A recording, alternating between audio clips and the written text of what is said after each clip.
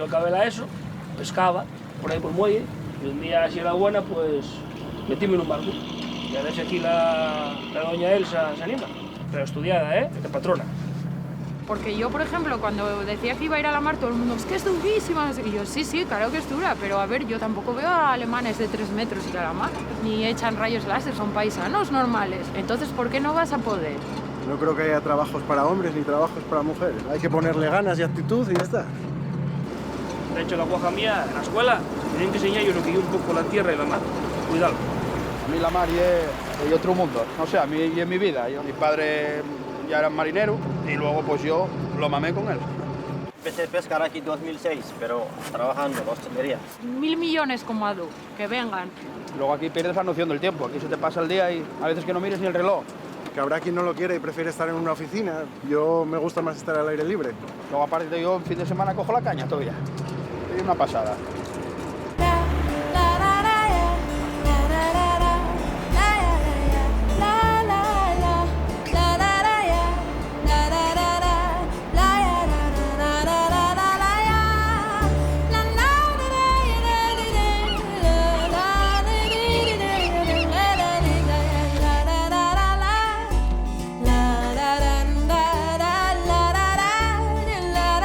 Vas a ayudarme, ¿Ya sabes tú?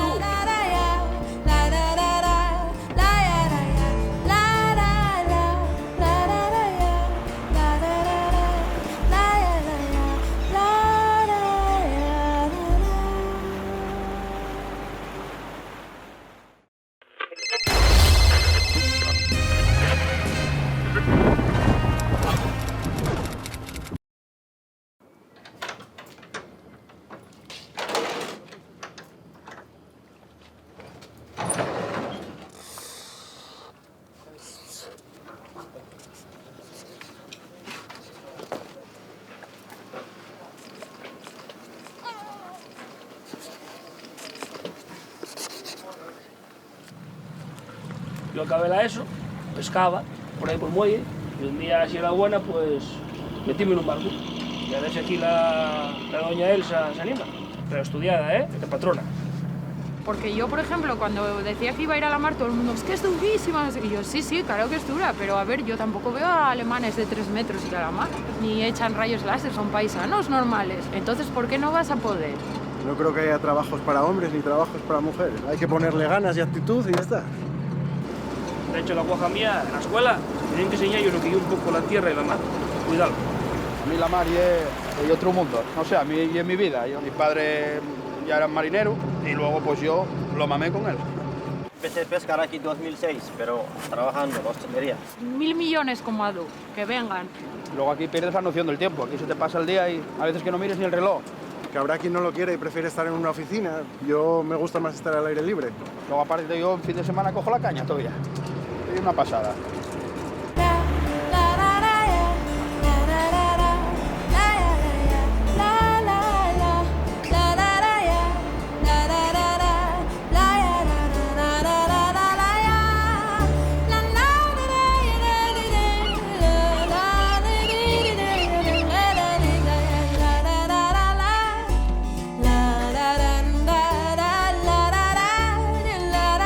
Vas a ayudarme,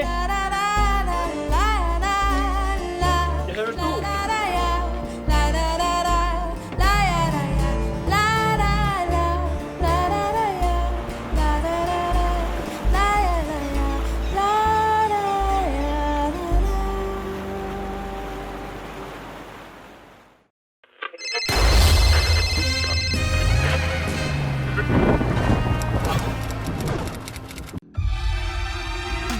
Subimos a lo más alto para llegar hasta ti. Boxon 3 Comunicación Natural. Colaborador oficial de la Semana Negra de Gijón.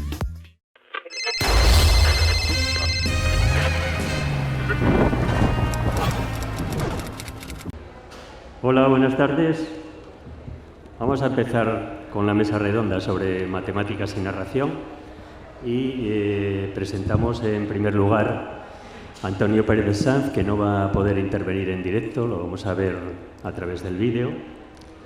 Antonio San es catedrático de matemáticas de la sección Jubilados, antiguo director del CENICE y del Instituto de Técnicas Educativas, autor, guionista y presentador de los programas de la 2 Más por Menos de Universo Matemático, director de la colección La Matemática en sus personajes, miembro fundador de Divulgamat, una sección de la Real Sociedad Matemática Española dedicada a divulgar las matemáticas, y autor, entre otras publicaciones, de Más por Menos en edición libro, Metacuentos, El caso de Newton, y a lo que incorpora también su labor como guionista de Raíz de 5 en Radio 5.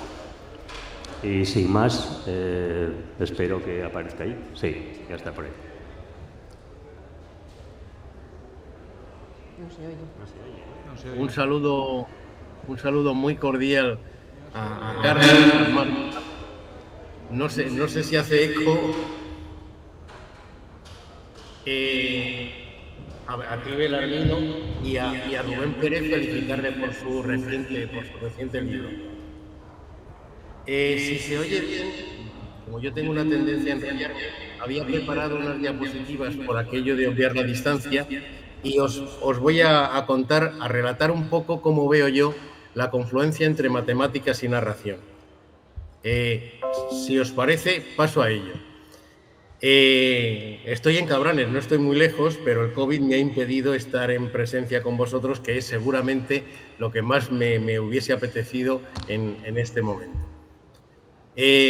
Mi primera confluencia entre matemáticas y narración, que parecen dos mundos antitéticos por aquello de que la gente piensa que los matemáticos somos ágrafos, que no entendemos de palabras, por aquella dicotomía ciencias y letras, pues fue hace ya veintitantos, casi 30 años, bueno, más de 30 años, porque fue en un curso de lectura de la imagen y de medios audiovisuales de la UNED.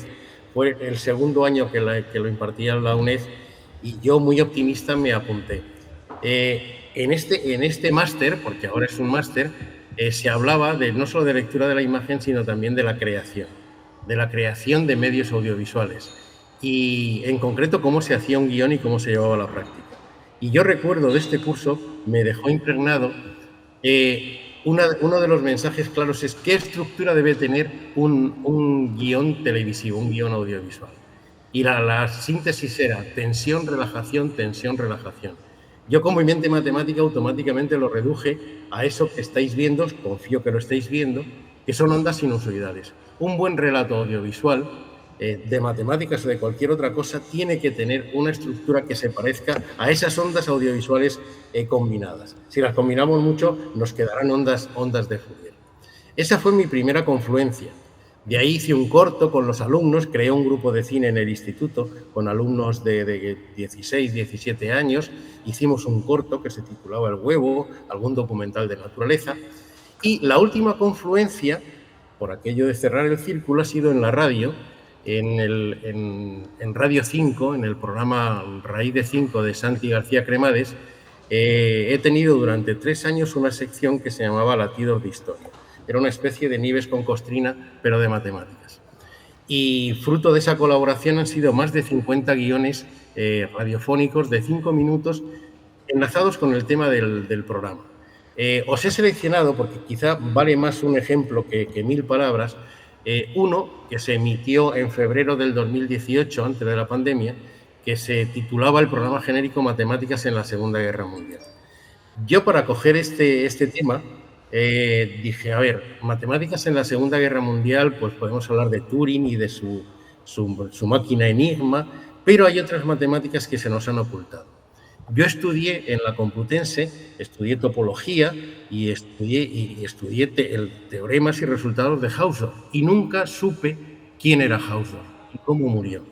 Entonces dije, bueno, pues estructura de un guión. Vamos a hablar de las matemáticas en la Alemania nazi, de Hausdorff, que es el padre de la topología, uno de los matemáticos más potentes del siglo XX, y vamos a hablar de los crímenes nazis, en un programa de 5 minutos. El reto era cómo atraer la atención del oyente desde el principio. Es decir, yo no puedo contar que Hausdorff es el padre de la topología porque se van todos los oyentes. La pregunta es, ¿quién conoce a Felix Hausdorff? Muchos matemáticos ni saben quién es. ¿Quién conoce la represión nazi de matemáticos y científicos en Alemania? Mi objetivo, informar y generar empatía y sobre todo emocionar. Cualquier relato, cualquier narración audiovisual o impresa de matemáticas o de cualquier otro tema tiene que perseguir la emoción. Os lo voy a poner porque son 3-4 minutos y creo que es autoexplicativo cómo se genera esa estructura del programa.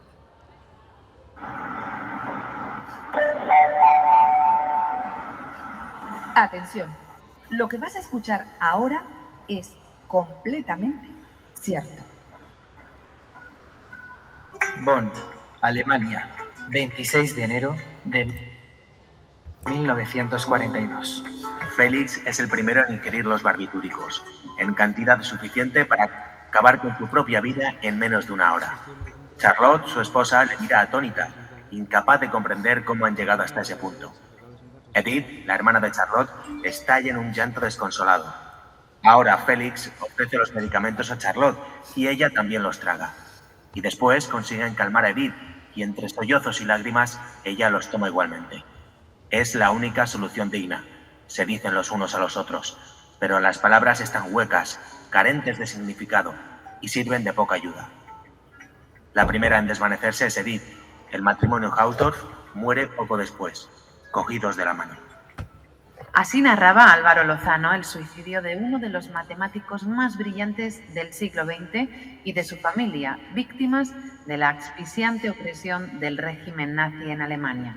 El relato, titulado La última hora de Felix Hausdorff, fue ganador en 2006 del segundo concurso de relatos cortos de Divulgamat, el portal divulgativo de la Real Sociedad Matemática Española. Hausdorff revela en una carta de despedida a su amigo Hans Wollstein la causa de tan tremenda decisión. Cuando reciba estas líneas, los tres habremos resuelto el problema de otra forma. Lo que se ha hecho en contra de los judíos en los últimos meses despierta ansiedad, con fundamento de que no nos dejarán seguir viviendo en una situación soportable. En su antes preciosa y cuidada casa de la Hindenburgstraße, ahora en estado ruinoso marcado con la estrella de David que identificaba los domicilios de los judíos, sin cristales y compartida por obligación del Reich con otras familias judías, el profesor Hausdorff, que tiene 73 años, ha recibido la fatídica carta oficial. Su deportación al gueto de Endenich se producirá en pocos días.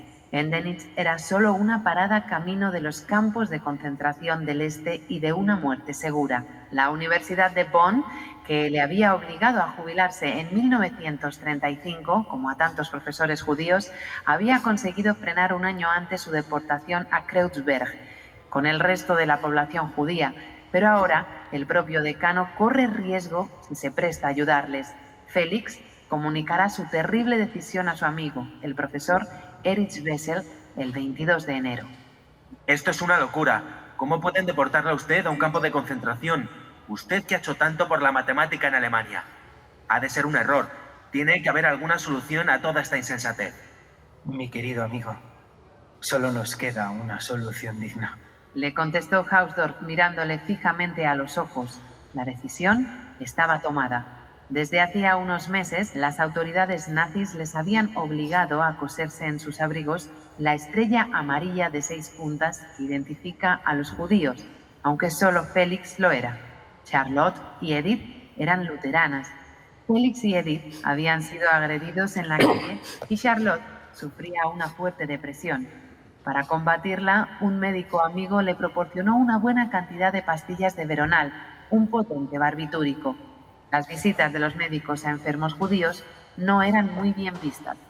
Desde la llegada de Hitler al poder en 1933, los profesores judíos de todas las universidades recibieron agresiones, primero verbales, luego físicas, hasta que el decreto de 7 de abril de restauración del servicio civil los expulsó de todos los cargos públicos, incluidos los docentes. El prestigio internacional de Hausdorff, conseguido tras la publicación de su obra Fundamentos de la teoría de conjuntos, la piedra fundamental de la topología, le permitió seguir ocupando su despacho hasta 1935. Desde entonces, sus condiciones de vida fueron cada vez más penosas El régimen nazi le llevó irremediablemente a la única salida digna posible, y no fue el único matemático víctima de la barbarie nazi. La lista se amplía hasta al menos 10 asesinatos. En 1941, los nazis, tras tomar Lwów en Polonia, perpetraron en la universidad una masacre en la que fueron asesinadas 45 personas, entre profesores y científicos, varios de ellos matemáticos.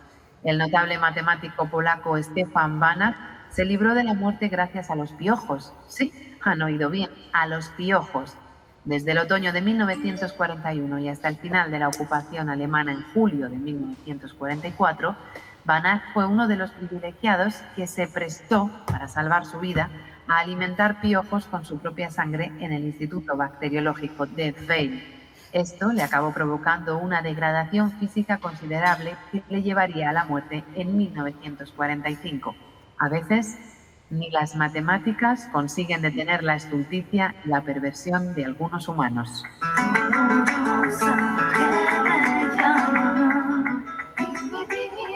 Con estos latidos de historia de Antonio Pérez Sanz terminamos estos latidos de historia tan especiales donde hemos escuchado la historia de Felix Hausdorff, el que inventó la topología, y también de Banach con su teoría de la medida, matemáticos que sufrieron durante la guerra. Bueno, lo interesante de este guión es cómo se estructura, ¿no? No es tanto el contenido, que también es importante y es interesante, sino cómo conseguimos darle una estructura que atraiga, que mantenga la tensión. Eso de tensión-relajación es relativo, la tensión aquí es desde el principio hasta el final, y que consiga los objetivos que nos hemos fijado. Volviendo un poco hacia atrás, y ya voy muy deprisa, mi segundo encuentro entre matemáticas y narración fue directamente audiovisual, y fue en televisión española, o sea, en el núcleo duro del medio audiovisual en España. Y el reto era narrar conceptos e ideas matemáticas.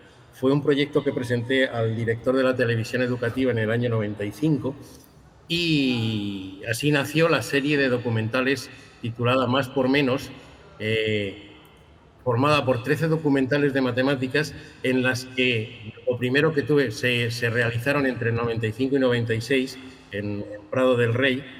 Yo era el guionista, el presentador, el que orientaba las animaciones, porque el resto del equipo no sabía de matemáticas, claro.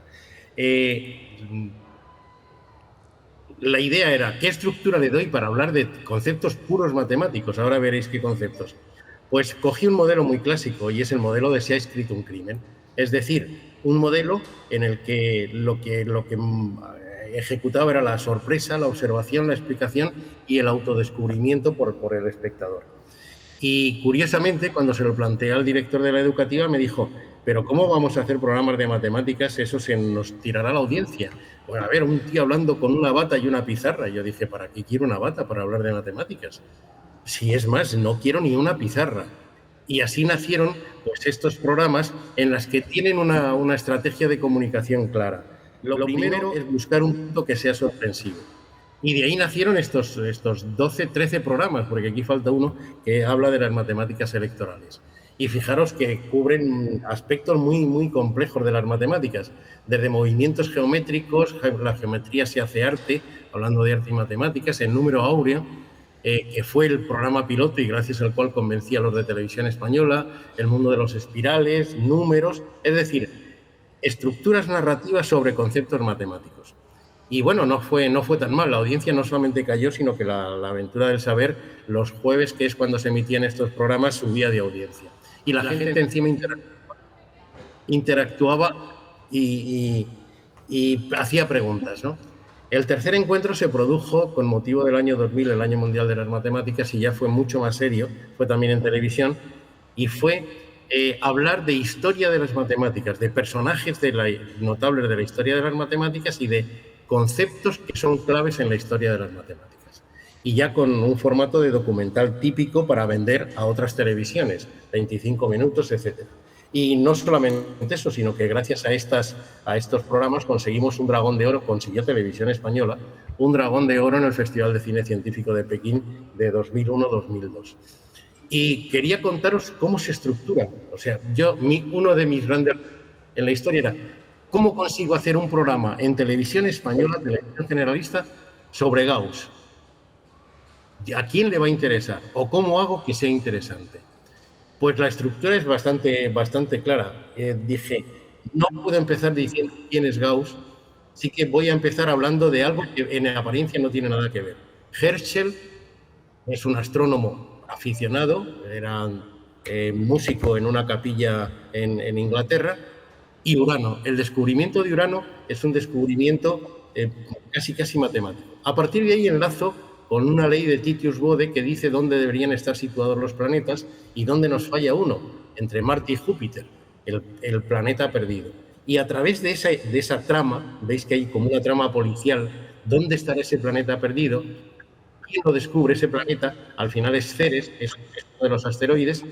Gauss es el descubridor. Y eso me abre la puerta para todas las aventuras y todas las aportaciones de Gauss al mundo de las matemáticas, eso sí, con un alarde de infografía para que el tema no sea literalmente aburrido. Y igual que Gauss, pues desfilaron por allí la historia de las cifras, Pitágoras, que fue el premio en China, Euler, que no está claro que sea una superestrella para un público no aficionado, Newton y Leibniz, el caos, la teoría del caos y los fractales, las matemáticas en la Revolución Francesa, Fermat. Antes de que la BBC hiciese su documental de Fermat, la televisión española y yo ya habíamos hecho uno. Las historias de Pi y uno que en la web de televisión española se ha caído, no sé por qué, del conjunto, que son la historia de las mujeres matemáticas. Y ya, muy breve para terminar, mis excursiones no se limitan al audiovisual. Hice libros y por eso quería hablar con Carlos, y es una pena que no haya podido estar ahí presente. Mi primera aventura de la empresa fue sobre cuentos infantiles y juveniles. Fueron 3 tomos de matecuentos, que son cuentos con problemas. Y lo difícil de escribir para jóvenes es precisamente encontrar el tono, el lenguaje y el tema que enganche. Porque el objetivo fundamental es que al final los jóvenes leyesen literatura, pero al mismo tiempo resolviesen problemas de matemáticas. Para romper ese binomio falso, ciencias y letras. Pueden ir juntos. No nos salió tan mal, los hice a medias con mi amigo Pino, que era un compañero del instituto, y de esta colaboración nacieron más proyectos. Y no nos fue mal porque la editorial nos emplazó a hacer otros tres tomos. La penúltima experiencia, todo el mundo pasa de un guión literario a un guión audiovisual. Yo tuve que hacer el camino contrario porque Televisión y Espasa Calpe me plantearon pasar a hacer en un libro la primera serie de documentales, más por menos, y así nació un texto impreso y ahí las diferencias que hay entre un relato literario, un relato de novela, de libro, de divulgación y el lenguaje audiovisual. Descubrí la diferencia en Tempus y, bueno, pues fue una experiencia bastante positiva.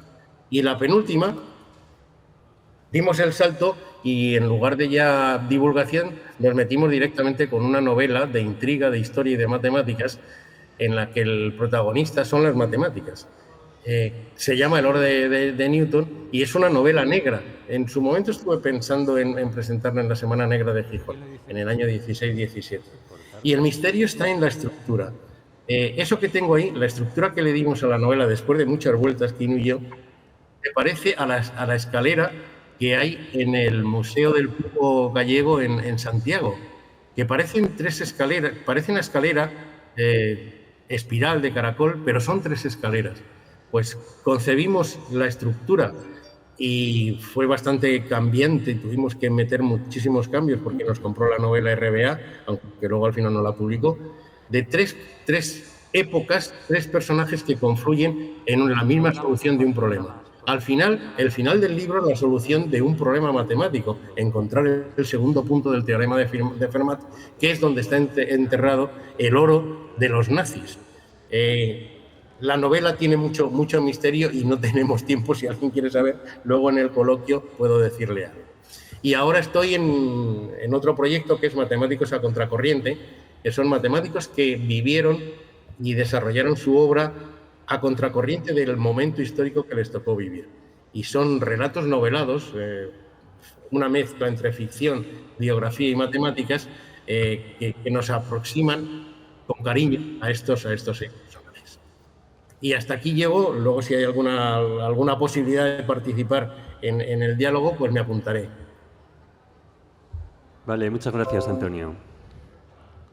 Bueno, vamos a presentar al resto de los componentes de la mesa, pues la presentación de Antonio fue un poco rápida debido a que se conectaba e igual fallaba el asunto. Tenemos con nosotros a Marta Macho, profesora de Topología de la Facultad de Ciencia y Tecnología de la Universidad del País Vasco, colaboradora y responsable de distintas páginas web relacionadas con la ciencia y con las mujeres y la ciencia y las matemáticas, y mujeres y matemáticas. Y yo quiero resaltar fundamentalmente de su actividad, su activismo en la visibilidad de las mujeres que hacen matemáticas y las mujeres que han estado haciendo matemáticas totalmente desconocidas. Y por este trabajo, entre otras cosas, pues le ha tenido varios premios relacionados con la igualdad, la Universidad de Alicante, el Emakunde y la medalla de la Real Sociedad Matemática Española. Quería leer un par de cosillas sacadas de una de sus publicaciones sobre la relación entre matemáticas y narración, y voy con ello. Resaltar el valor del ingenio y la intuición en matemáticas y la necesidad de la estructura y planificación en la literatura frente a la consideración habitual de las matemáticas como ente frío, sujeto a unas reglas preestablecidas y con poco espacio para la imaginación, y la literatura concebida como espacio de creatividad, inspiración y emoción. En definitiva, unir y crear textos literarios y matemáticos para disfrutar y aprender con una mente abierta y deseo de aprender. Bueno, paso a presentar a Carlo Fravetti. Carlo Fravetti, escritor y matemático, creador y guionista de La bola de cristal en Televisión Española, que seguro que os suena de haberlo visto alguna vez, y autor de multitud de libros relacionados directamente con la ciencia y especialmente con las matemáticas, algunos de ellos Malditas Matemáticas, El Gran Juego, La Torre de Hanoi, El Huevo o la Gallina. Bueno, en fin, tiene multitud de publicaciones. Su planteamiento, que yo voy a intentar resumir, después el que me corrija, es la matemática como enriquecedora de la literatura, incorporada como parte sustancial de las historias y no como una anécdota, y como herramienta eficaz de la imaginación. En definitiva, como una aventura intelectual y estética que ofrece una visión del mundo coherente y gratificante.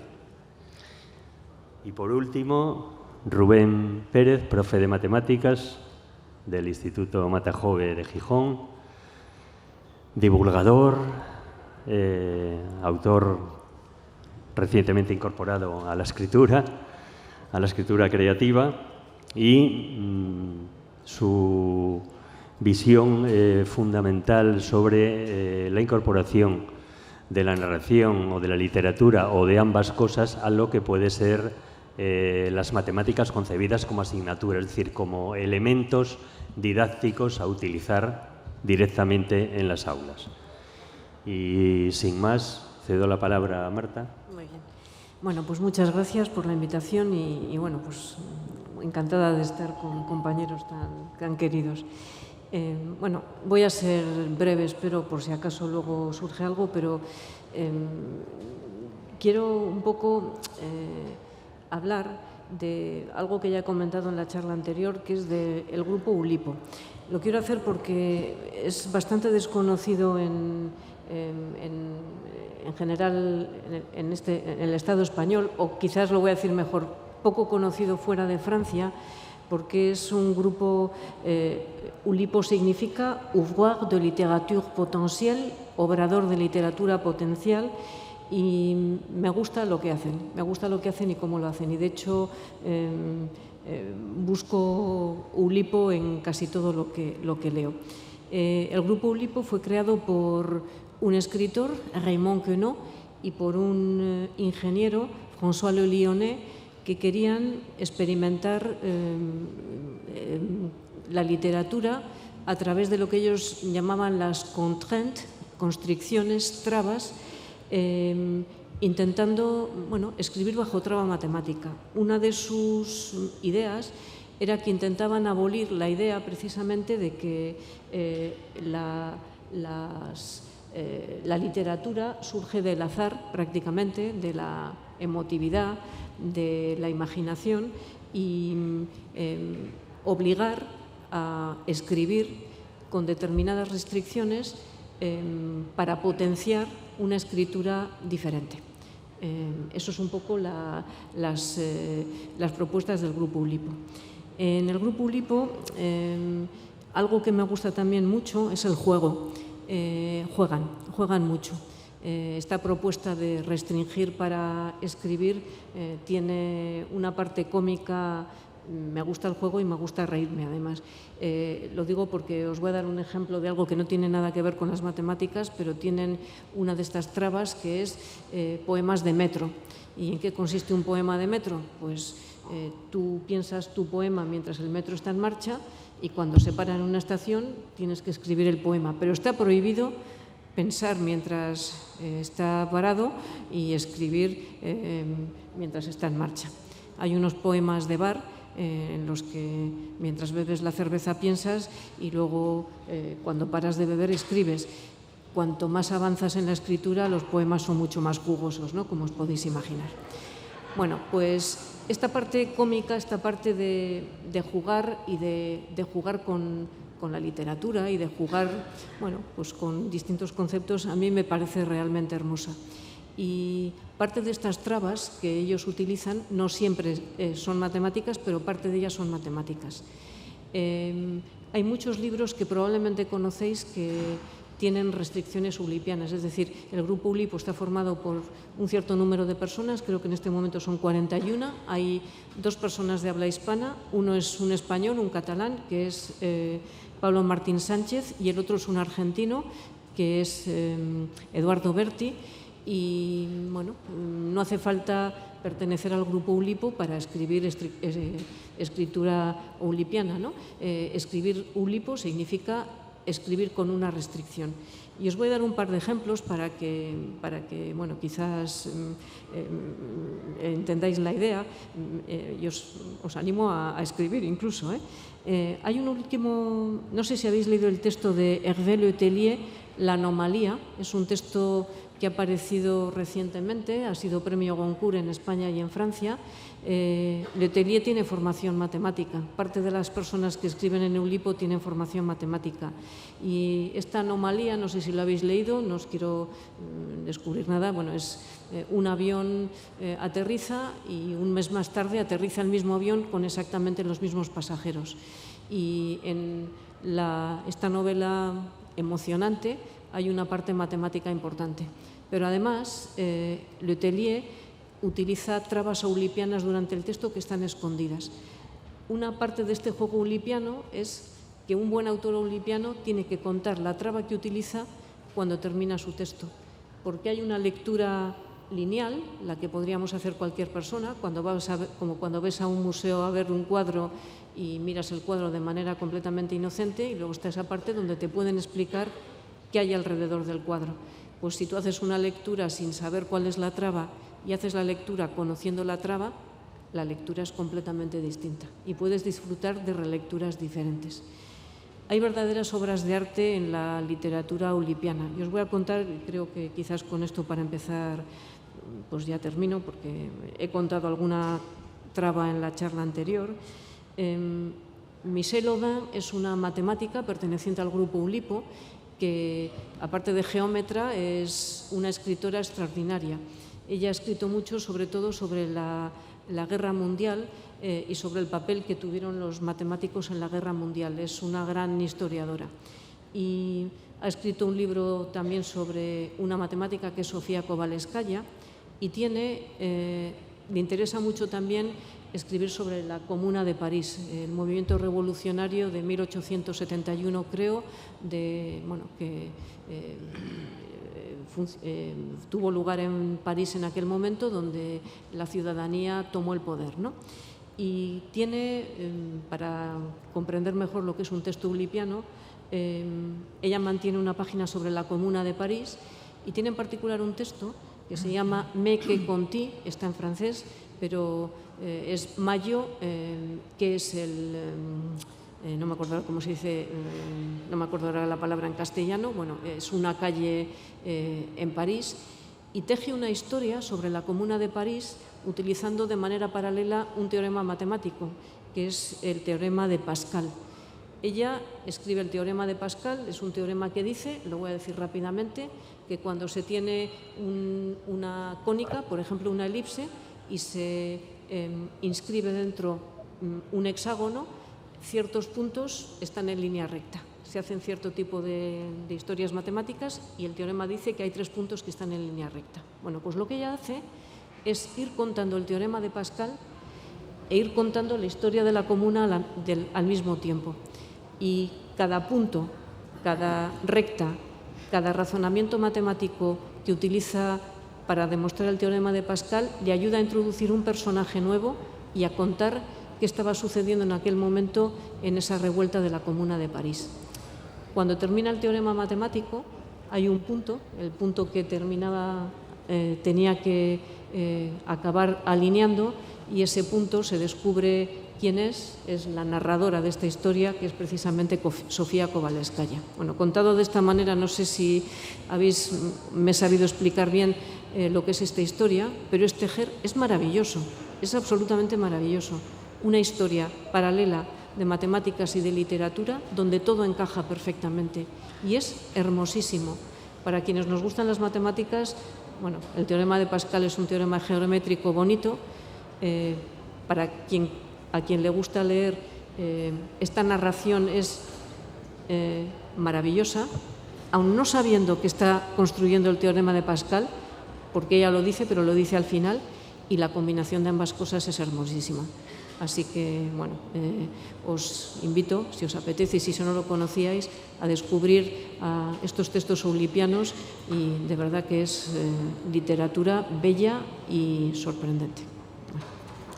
Muchas gracias, Marta. Bueno, Carlos, cuando quieras.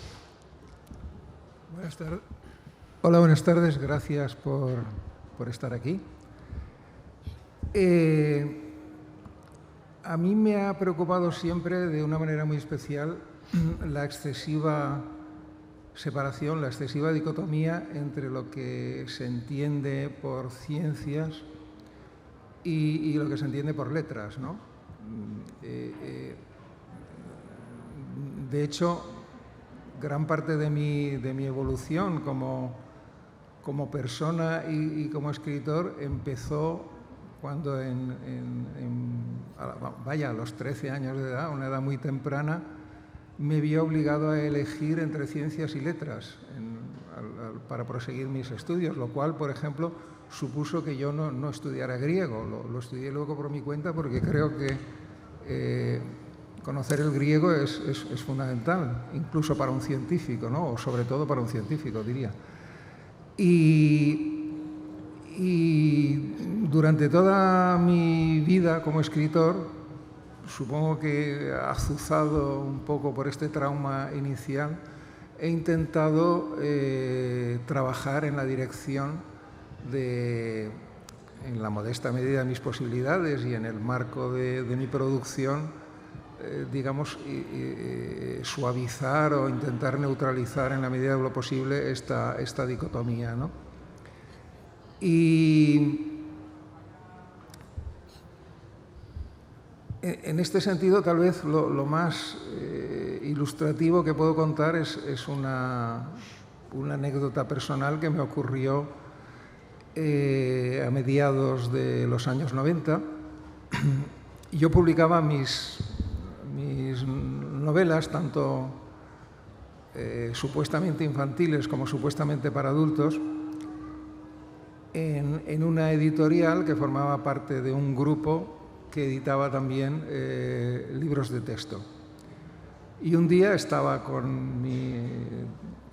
departiendo con mis editoras de narrativa, y bajó alguien del piso de arriba, donde hacían los libros de texto, y me propuso que hiciera un libro para segundo de la ESO. Y bueno, me pareció Me pareció interesante, me dije que sí, me pasaron el programa, el currículo, y ciñéndome escrupulosamente al currículo, hice un libro de texto, pero procurando que no fuera una exposición fría y mecánica de los conceptos, sino intentando darles un poco de vida, de dimensión narrativa, precisamente, porque en última instancia aprendemos mediante relatos, incluso las ciencias, incluso las matemáticas, las aprendemos mediante relatos, y sobre todo los más jóvenes, ¿no? Los niños y los adolescentes. Es absurdo intentar apelar de manera directa a una capacidad de abstracción que todavía no tienen muy desarrollada, y es mucho más razonable explicarles los conceptos matemáticos, los conceptos científicos en general, partiendo de situaciones concretas que pueden entender y reconocer con más facilidad, e ir abstrayendo progresivamente hasta llegar a los conceptos más abstractos. Entonces, bueno, hice un libro de texto, ya digo, ciñéndome escrupulosamente al programa, pero procurando que hubiera algunos elementos, algunos referentes que facilitaran el llegar a ciertos conceptos abstractos. Lo llevé y a los pocos días me llamaron diciendo que aquello no era un libro de texto, y me dijeron literalmente, fue un auténtico shock, fue un trauma como el de mi juventud al tener que elegir entre ciencias y letras. Me dijeron, es un libro divertido. Claro, yo alegué que lo contrario de serio no es aburrido, ¿no? Que divertido es lo contrario de aburrido, pero y que podía ser divertido y ceñirse al programa, como ha dicho, pero no quisieron saber nada. Incluso me dieron indicaciones muy precisas de lo que tenía que quitar, ¿no? Lo que tenía que podar para que aquello se convirtiera en un libro de texto comilfo. Con gran dolor recorté todo lo que me decían, pero no tiré nada. Por supuesto, los escritores nunca tiramos nada, todo se puede reciclar. Y entregué el libro de texto convenientemente podado, lo aceptaron, me lo pagaron muy bien, pero yo me quedé muy insatisfecho. Y con todos los descartes, que para mí era lo más interesante de mi trabajo, hice una novelita y la llevé al piso de abajo, donde me publicaban los libros de narrativa. A los pocos días me llamaron diciendo, esto no es una novela, esto va de matemáticas y los niños aborrecen las matemáticas, entonces no tiene ningún sentido. Yo pensé que en aquella época era todavía un poco ingenuo, creía que los editores sabían lo que decían. Guardé el libro en un cajón y me olvidé de él. Pero tuve la suerte de que el año 2000, algunas y algunos lo recordaréis, fue el año mundial de las matemáticas. Y con ese motivo me llamaron de la editorial y me dijeron, oye, ese libro absurdo que hiciste, pues que no se va a vender en absoluto, pero queremos hacer algo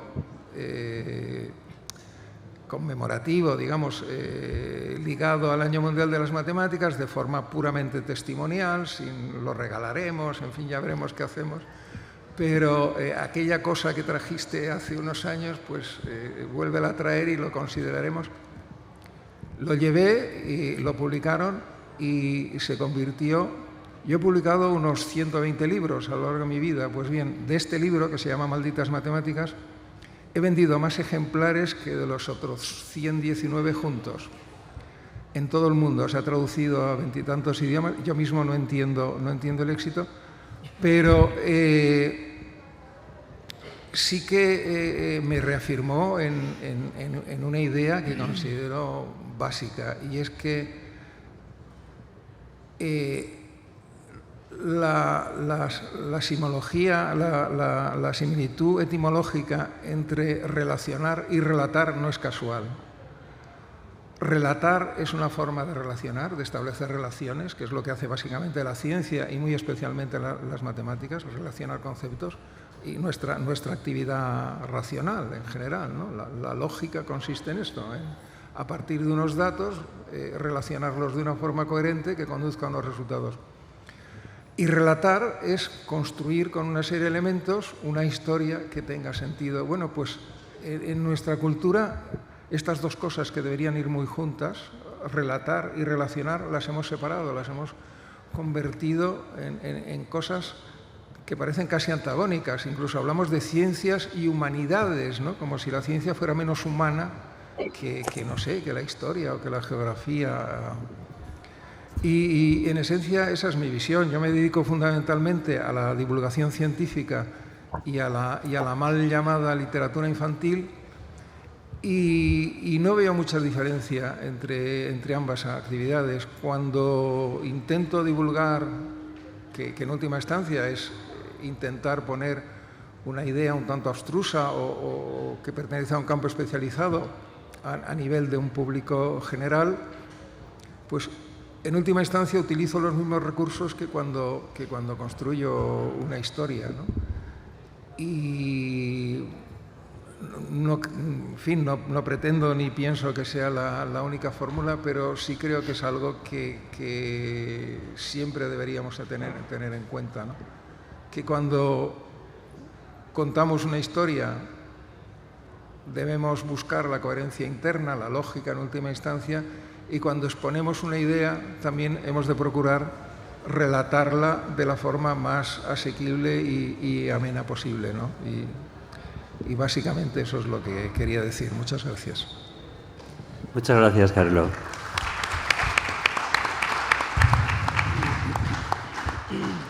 Rubén, cuando quieras. Bueno, buenas tardes, noches a todos, gracias por venir. A ver, cuando me invitaron a participar en esta mesa redonda, con Marta, con Antonio y con Carlos, pues me sentí un poco pequeñito. Yo no soy divulgador de su nivel, no tengo tantísimas publicaciones, pues lo único que he hecho ha sido publicar una novela, pero de lo que sí tengo experiencia, que ya son más de 20 años, es de ser profe de matemáticas. Yo soy matemático, profe de matemáticas en secundaria, y es lo que hago pues todos los días. Me ha hecho gracia el comentario de Carlos sobre el libro de texto que le rechazaron, porque yo hace muchos años que pienso que me gustaría escribir un libro de matemáticas como los libros de texto de inglés que yo estudiaba en el cole, donde te contaban la aventura de una familia, o eran John y Sally, o eran Arthur y Mary, que les iban pasando un montón de cosas. En cada capítulo te contaban una historieta de ellos, pero luego te iban metiendo toda la gramática del inglés y tal. Y los libros de matemáticas no son así, son esencialmente un coñazo insufrible. De hecho, en mi instituto hace años que no usamos libros de texto, nos los hacemos nosotros. Digo esto porque desde una perspectiva puramente educativa, la narración y la literatura tienen mucho que hacer en las clases de matemáticas. Nunca había pensado en lo que comentaste, Carlos, sobre la relación, entre relación y narración y relato. Nunca lo había visto desde esa perspectiva, pero sí que es verdad. En las clases de matemáticas podemos y debemos utilizar la narración y la literatura de muchos modos. Yo, si os puedo contar mi experiencia personal, yo empecé utilizando textos históricos como introducción a las clases a los temas de matemáticas. Hace como 20 años o así se puso muy de moda los planes de lectura dentro de los institutos para reforzar la competencia lingüística, lo cual me parece muy bien y a mí me parece una idea estupenda. A mí lo que se me ocurrió es que eso yo lo podía llevar a cabo introduciendo cada tema con un texto que leíamos en clase y comentábamos, en el que se hablase de historia de las matemáticas. Yo cuando estaba en segundo de carrera, una muy buena amiga, Nuria Joglar, matemática, que trabaja en la Complutense, asturiana, vino de vacaciones y nos veíamos como todos los veranos, me recomendó una conferencia de Miguel de Guzmán, que venía a la Facultad de Biología de Oviedo, y la verdad que me quedé fascinado con lo que decía aquel señor. Entre otras cosas decía que la historia de las matemáticas era fundamental para su enseñanza y su aprendizaje, y yo le compré el relato plenamente. Luego también lo que he intentado es utilizar la infinidad de recursos que hay ya disponibles en Internet en el que se relaciona literatura y matemáticas. Un ejemplo concreto es el libro que acaba de publicar Marta para la colección Catarata, que ya me estoy leyendo y que, como le comentaba, pues a buen seguro algunas de esas cosas acabarán dentro de mis aulas. Hay ejemplos tremendos. La semana pasada estuve en Valencia en las 20º JAEM, que son un congreso de profesores de matemáticas que hay bianual en España, bastante importante, y en unos días de la comida me tocó sentarme con Constantino de la Fuente, que no sé si alguno lo conocéis, es un profesor de Burgos estupendo, que ha hecho un trabajo excepcional con un libro también, a mí me gusta mucho, que se llama El curioso incidente del perro y a medianoche. Pues este hombre ha cogido ese libro y ha hecho problemas con él de arriba abajo. Es más, ha tenido la amabilidad de compartirlo conmigo y algunos de mis alumnos ya han utilizado ese material. De eso hay mucho. El otro día todavía escuchaba un problemilla que se planteaba, uno de ¿dónde estará el lugar de la Mancha de cuyo nombre no se quiso acordar Cervantes? Pues resulta que, bueno, si te pones a leer la novela con cuidado, con atención y empiezas a hacer estimaciones, acabas intentando más o menos una idea aproximada de dónde estaba ese lugar de la Mancha, aunque parece ser que también hay mucha polémica al respecto y, bueno, podríamos hablar aquí de lo que es el control del error y todas estas cosas en la medida. En ese sentido sí que, bueno, creo que es muy útil para contextualizar y para proponer a los críos lo que ahora vamos a llamar situaciones de aprendizaje, contextualizadas y adecuadas para que ellos no solamente desarrollen la competencia matemática, sino el resto de competencias, entre ellas la competencia lingüística. Yo personalmente quise hacer mi aportación con unos cuentos que escribí a raíz de un personaje que creó mi mujer, que también es profesora de matemáticas y matemática. Ella le propusieron, vinieron a la SADEM, que es la Sociedad Asturiana de Educación Matemáticas, que yo presido actualmente, con la oferta de un taller para niños pequeños de matemáticas. Ella, pues, que es así de rumbosa, pues cogió el testigo y se inventó un personaje que se llamaba la payasita Pi en el país de las matemáticas. En unas JAEM, de nuevo, conocimos a Clara Grima y sus libros y sus cosas y nosotros volvimos como ilusionados diciendo que podíamos hacer algo con eso. Y de hecho escribí 14 cuentos que son La payasita Pi en el país de las matemáticas, que no están publicados, pero que sí he utilizado en numerosas ocasiones en clase. Se trata de que esta payasita pues, va corriendo 1001 aventuras, pero de vez en cuando aprovechamos para explicar cosas de matemáticas a niños, porque la idea es que sean cuentos para niños. De hecho, la estructura es, hay una mamá que le cuenta cuentos por las noches a sus 2 hijos. Esas son, digamos, las perspectivas más clásicas, yo creo. Pero a mí sí que me gustaría señalar una que creo que no se le presta suficiente atención, y ya no es tanto literatura, es quedarse con el concepto de narrar algo. Cada vez que le proponemos a los niños un problema, tenemos que construir una mínima historia. Y yo he visto cientos de libros en los que, de verdad, ¿quién redactó este enunciado? Es decir, ¿quién lo hizo? ¿De verdad? Es decir, hay que... No sé, yo creo que eso lo tenemos que cuidar, nos lo tenemos que currar. Porque además, en el enunciado también puede haber mucho aprendizaje. Supongo que coincidiréis conmigo, yo no sé si os pasó en la facultad. Yo aprendí una cosa muy rápido en cuanto llegué a la facultad. Si te ponen un problema y consigues de hacerlo sin utilizar todas las hipótesis que te han dado, está mal fijo. Es decir, te has inventado algo, hay algo que no usas, no sé, eso no puede estar bien. Pero la vida no es así. Lo primero que uno tiene que decidir cuando se enfrenta a cómo va a resolver un problema es saber qué variables son las que son relevantes y cuáles las que no. Voy a poneros un ejemplo para ilustrar esto. En primero de la ESO estudiamos la divisibilidad de los números, una cosa, bueno, muy importante, muy trascendente, de mucha profundidad en lo que respecta a la estructura de los números, pero bastante trivial. El típico problema de divisibilidad es el siguiente. Hay un autobús, hay 2 autobuses que coinciden a las 8 de la mañana en una parada, uno tiene una frecuencia de 15 minutos y otro de 20 minutos. Venga, va, ¿cuándo vuelven a coincidir? Pues vale, muy bien. Ya ellos, si ya saben que tienen que calcular el mínimo común múltiplo, ya estás muy contento, si te lo razonan por otro lado me da igual. Bueno, el caso es que yo ese problema, un día lo pensé y lo transformé en lo siguiente, que además es que lo uso todos los años, yo creo que lo pongo todos los años en los exámenes de primero de la ESO. El problema es esencialmente el mismo, pero, dice, si las líneas 13 y 17 de los autobuses de Emtusa, que es la línea de autobuses urbanos de Gijón, coinciden en la parada de la Plaza de Europa a las 8 de la mañana y uno tiene una frecuencia de 15 minutos y otro tiene una frecuencia de 20 minutos, pues ¿cuándo volverán a coincidir? ¿Por qué planteé el problema así? Primero, porque la apuesta era, ya veréis cuántos utilizan el 13 y el 17 para hacer cuentas. Y tristemente lo usan muchos, muchos. ¿Qué será el primer objetivo? Lo que me hizo gracia fue lo que salió después, no el primer año. Un año me dice un crío, oye, profe, que en Gijón no tenemos línea 13 y 17. Digo, vale, buena observación. Bueno, que es un poco, es decir, es el contexto en el que están las cosas. Tú no tienes que entender algo más de esos 4 números que hay ahí. Otro que me hizo mucha gracia también fue, ¿qué significa EMTUSA?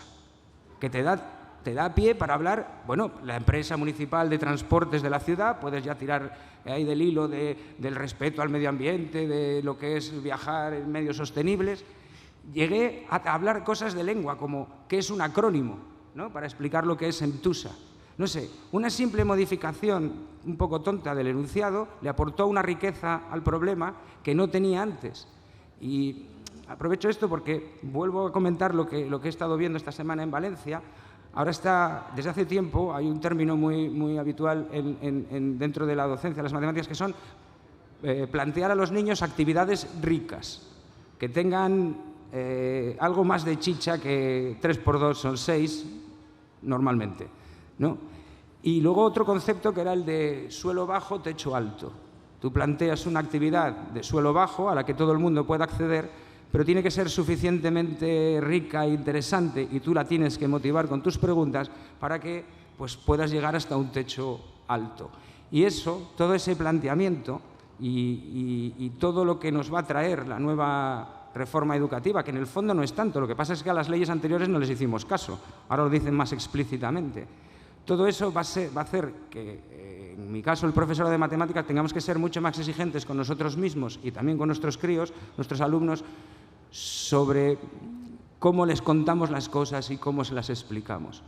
Las matemáticas normalmente las presentamos de una manera demasiado aséptica, demasiado aburrida y que bueno, pues que no hay, es muy difícil que la gente entre por eso. El otro día yo había escuchado algo de la historia que nos ha contado Antonio sobre Felix Hausdorff. Y lo cierto es que yo uno de los traumas que tengo más grandes de cuando llegué a la Facultad de Matemáticas fue que el primer día me dieron pura y dura la definición de espacio topológico. No la voy a repetir aquí. Pero básicamente tiene una cosa que chirría, que es que hay unas cosas que pueden hacerlos infinitos conjuntos y otra que pueden hacerlos solo una cantidad finita de conjuntos, ¿no? Los abiertos y los cerrados. Una compañera mía de clase, pobrecita, inconsciente, le preguntó a aquella profesora que por qué la definición era así. Y la señora aquella, que debió quedar descuartizada en aquel momento, dice, esta chica que me pregunta, dice, bueno, mira, en las definiciones no se demuestran, se discuten. Y yo me quedé, digo, venga, vamos a discutir, ¿no? Vamos a discutir de esto. No discutimos nada. Tuve que acabar la facultad para saber lo que era la topología. A lo mejor si tuviese tenido de profesora lo hubiese aprendido antes. Lo que me alucina de esto es que una historia como la de Felix Hausdorff, que es como el papá de la topología, no nos la contasen. Que no nos contasen eso. Es decir, las matemáticas son muchísimo más que números, por supuesto, o que estructuras algebraicas o que ideas abstractas. También hay muchísima creatividad que se tiene que poner de manifiesto también. Y bueno, yo muchas veces lo he dicho, para mí los matemáticos, eso es tirarme un poco de la moto, pero bueno, somos de los científicos, digamos, como los más artistas. Y no quisiera enrollarme mucho más y dar la palabra a otras cosas, porque tenía alguna otra idea más, pero vamos a dejar que siga la conversación mejor, ¿verdad? Gracias, Rubén.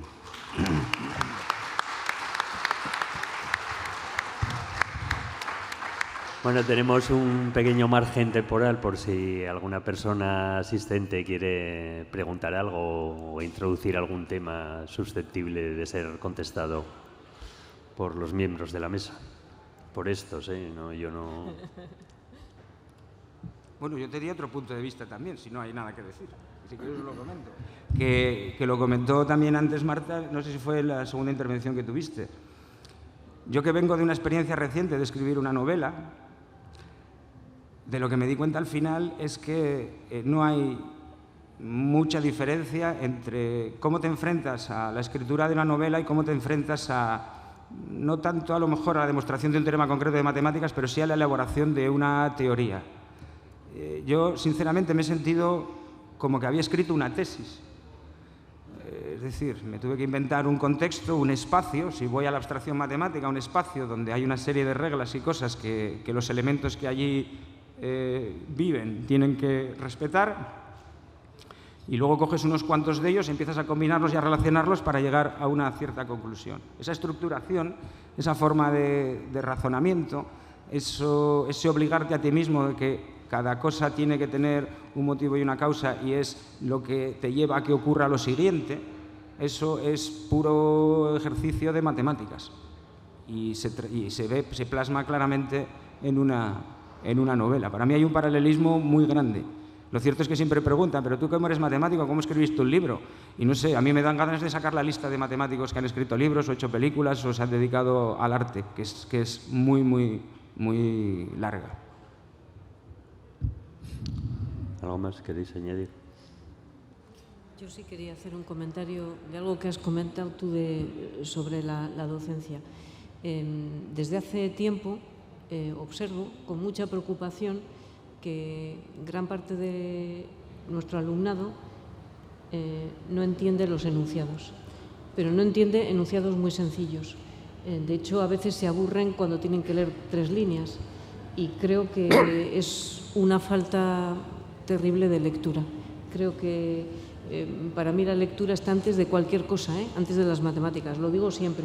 Parece que estoy echando piedras sobre mi tejado, pero no, porque creo que tienen muchos fallos que provienen de la falta de lectura. Y hay que leer de todo, además. Yo creo que hay que leer de todo. Cómic, novela, historia, ensayo, de todo. Porque están perdiendo mucho su comprensión lectora y fallan a veces en matemáticas porque no entienden lo que se les está pidiendo. Y en la universidad a lo mejor no es tan fácil plantear una historia como tú la has planteado, ¿no? Que está muy bien, es un ejemplo precioso, pero es que un alumno o una alumna de segundo de carrera te diga, cuando viene a mirar un examen, le dices, pero es que no has contestado la pregunta, y te diga como respuesta, de verdad esto es real como la vida misma, es que al leer la segunda ya estaba aburrido. Dices, pero bueno, esto es un fallo terrible, de verdad, Y entonces no dejó de leer, y a mí esto me da un poco de miedo, porque creo que bueno, cada vez leen menos, cada vez leemos menos seguramente, también las personas mayores, y creo que para aprender hay que leer. Está muy bien ver, está muy bien escuchar, pero hay que leer. La lectura es fundamental. A mí me lo tienen dicho muchas veces los críos. Profe, es que pones unos problemas muy largos. Digo, no, estoy poniendo una situación que intento que sea real. Es decir, no, el objetivo de la docencia de las matemáticas al nivel que yo enseño en secundaria no es formar técnicos ni grandes matemáticos que vayan a descubrir grandes teoremas. Lo mío es educación secundaria obligatoria para toda la ciudadanía. Tenemos que dar una formación integral y bueno, quizás ahora, me he terminado de leer el nuevo currículum hace unos días, podamos acercarnos un poco más a lo que verdaderamente se necesita. Es decir, todavía estamos en debates absurdos sobre uso de la calculadora o no, por ejemplo. ¿De verdad? ¿De verdad a día de hoy tenemos que discutir sobre eso?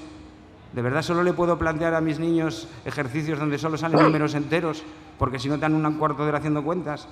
¿De verdad la exigencia de la competencia matemática está en tu habilidad de cálculo o está en la capacidad, en tu imaginación, en tu capacidad de resolver situaciones problemáticas? Supongo que estamos, yo lo digo, y yo soy de álgebra, pero estamos como hiperálgebra, bueno, demasiada álgebra, ¿no? Es decir, hemos encontrado esa herramienta que es maravillosa, que es un invento estupendo de la humanidad, pero también lo digo muchas veces, vamos a ver, si desde Diofanda hasta Vieta, y que alguien me corrija, pasaron unos 2000 años de desarrollo del lenguaje algebraico, donde gente lista, pero lista de verdad, no lo termino de ver claro, ¿qué pasa? ¿Se piensan que yo a un crío de 12 años se lo voy a meter en 2 semanas o en 2 meses el álgebra? No, las cosas estas van poco a poco, muy poco a poco, y desde luego no se pueden presentar de una manera bruta y aséptica definición-teorema. Es decir, esto hay que venderlo de otra manera. Y la literatura en general, los cuentos, los libros o las pequeñas historietas son, desde mi punto de vista, un mecanismo estupendo, porque además refuerzan el resto de contenidos, de competencias. No se pueden hablar de contenidos, cuidado. El resto de competencias básicas que debemos de desarrollar. Y eso te da pie a otras muchas cosas, entroncarlo con otras materias, ¿no? Entonces, bueno, por ahí yo creo que sí que es un camino en el que se debería trabajar. Los profesores deberíamos implicarnos en eso con seriedad. Gracias. Antonio. Sí, quería hacer dos matices, dos puntualizaciones muy cortas. Una para Carlo. Sospecho que sé de qué editorial estás hablando. A mí también me hicieron un encargo de libros, esa misma editorial, y conseguí una cosa que para mí fue sorprendente, y es que cada unidad empezaba con un texto literario.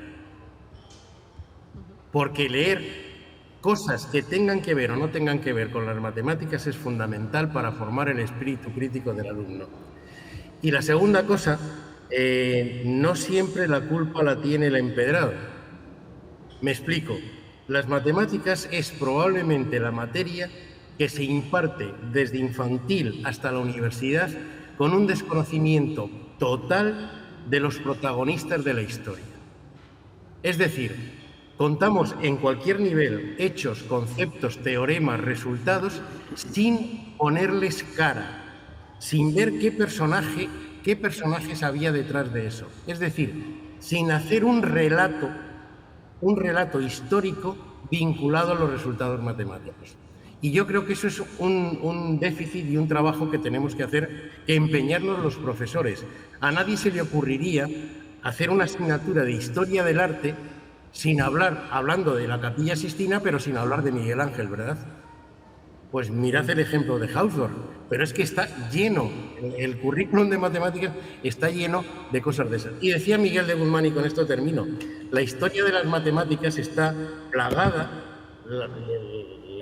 la historia de la enseñanza de las matemáticas está plagada de hechos que son de por sí lo suficientemente atractivos para atraer a nuestro campo a cualquier alumno. Yo le decía, no solamente de hechos y de historias, de películas. La historia de las matemáticas ha dado para hacer muchas películas y es en parte culpa nuestra si no lo estamos haciendo, llevando esa tensión emotiva, esa tensión del relato. Hay que contar lo que hay detrás de los resultados matemáticos. Y quería decir solo una cosa. No estoy allí presente, no por decide y tal, es que con buena puntería he ido a coger el COVID justo esta semana y no quería contagiaros ni a los de la mesa ni a los asistentes. Gracias. Ángel.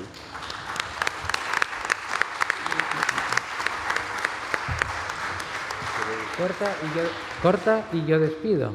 Es decir, acaba tu discurso y yo los despido. Vale. Digo. Bueno, pues nada, muchas gracias por vuestra presencia. Voy a pasarle la palabra a Ángel con un poema hiperbólico que he aprendido del libro de Marta, que me ha impactado especialmente, que es más o menos pensaré en ti mientras pi tenga decimales. Bueno, Ángel.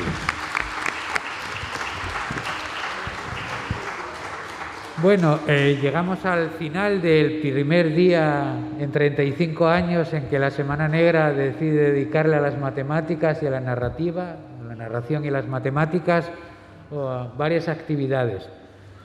Yo quiero daros las gracias a Carlo, que ya es más habitual en la semana en varias veces, a Marta, a Velar y a Zamanillo por habernos permitido todo esto. A Marta porque te ha costado mucho llegar, más todavía de lo que pensamos que te iba a llegar, y porque vas a poder estar muy poco tiempo, que espero que todo este montón de actividades que te colocamos hoy, que han sido muy exitosas, hayan merecido la pena.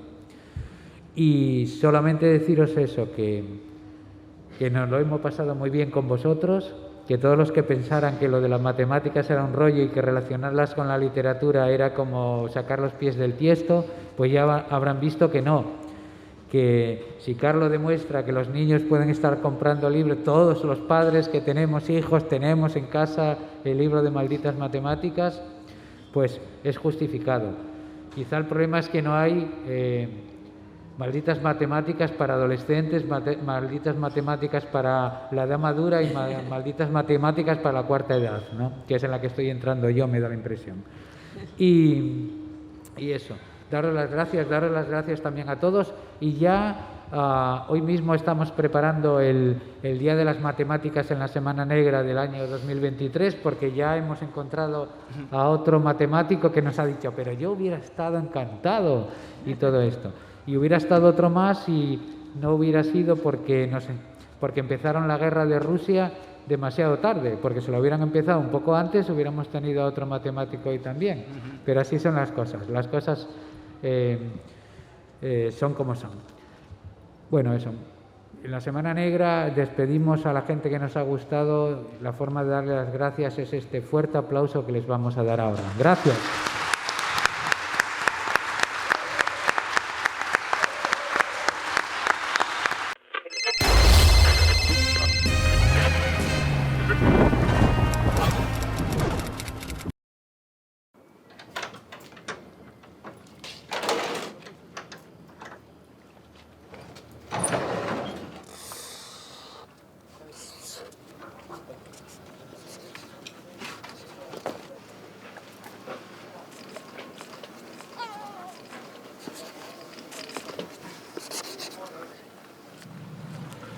Yo acabé la ESO, pescaba por ahí por el muelle, y un día, si era buena, pues metíme en un barco. Y a ver si aquí la doña Elsa se anima. Pero estudiada, de patrona. Porque yo, por ejemplo, cuando decía que iba a ir a la mar, todo el mundo, es que es durísima. Y yo, sí, claro que es dura, pero a ver, yo tampoco veo a alemanes de 3 metros y a la mar, ni echan rayos láser, son paisanos normales. Entonces, ¿por qué no vas a poder? No creo que haya trabajos para hombres ni trabajos para mujeres. Hay que ponerle ganas y actitud y ya está. De hecho, la guaja mía, en la escuela, tienen que enseñar yo lo que yo un poco la tierra y la mar. Cuidado. A mí la mar es otro mundo. No sé, a mí y en mi vida. Mi padre ya era marinero y luego pues yo lo mamé con él. Empecé a pescar aquí en 2006, pero trabajando en la hostelería. 1000 millones como Adu, que vengan. Luego aquí pierdes la noción del tiempo. Aquí se te pasa el día y a veces que no mires ni el reloj. Que habrá quien no lo quiere y prefiere estar en una oficina. Yo me gusta más estar al aire libre. Luego aparte yo en fin de semana cojo la caña todavía. Es una pasada.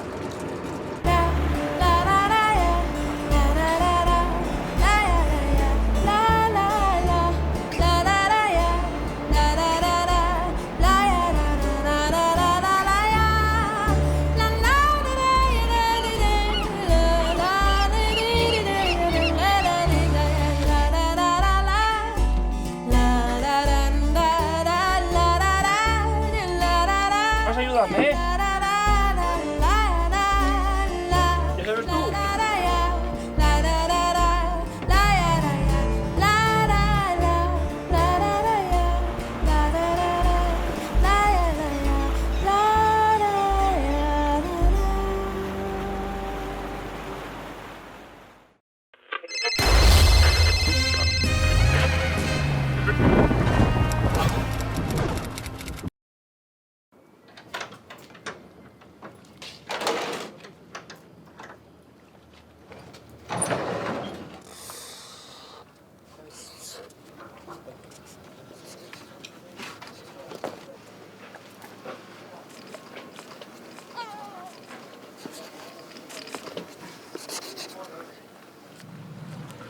Yo acabé la ESO, pescaba por ahí por el muelle, y un día, si era buena, pues metíme en un barco.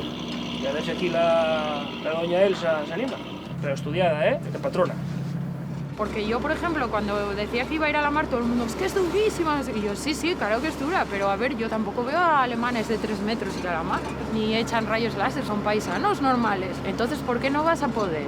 No creo que haya trabajos para hombres ni trabajos para mujeres. Hay que ponerle ganas y actitud y ya está. De hecho, la guaja mía, en la escuela, tienen que enseñar yo lo que yo un poco la tierra y la mar. Cuidado.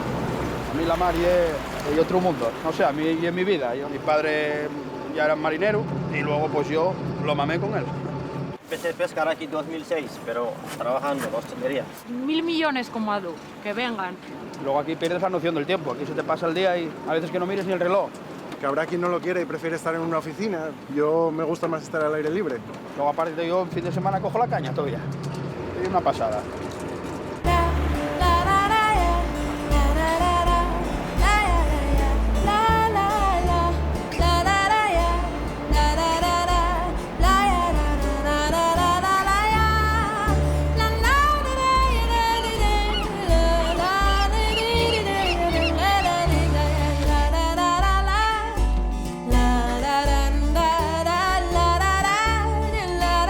Vas a ayudarme, ¿eh? ¿Ya sabes tú?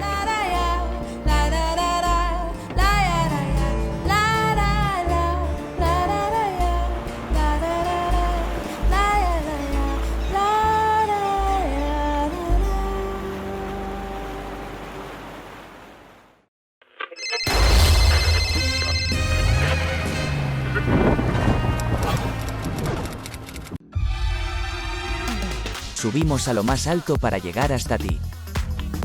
Coxon 3 Comunicación Natural. Colaborador oficial de la Semana Negra de Gijón.